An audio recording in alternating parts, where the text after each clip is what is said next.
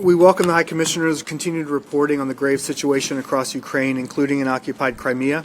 Over a decade of occupation has produced a total eradication of civic space, what our partner, the Crimean human rights group, rightly calls a prison for the peninsula's residents.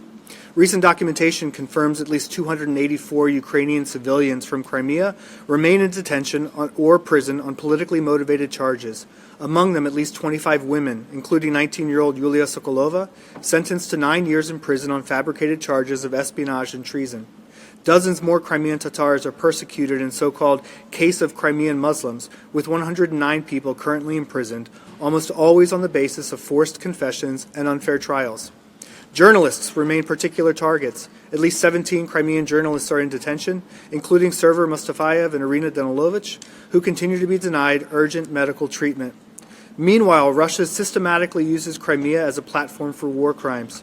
Forcible transfers of detainees into Russia, unlawful conscription, with at least 613 cases recorded since 2014, and mass drone and missile strikes launched from the peninsula against civilian targets across Ukraine.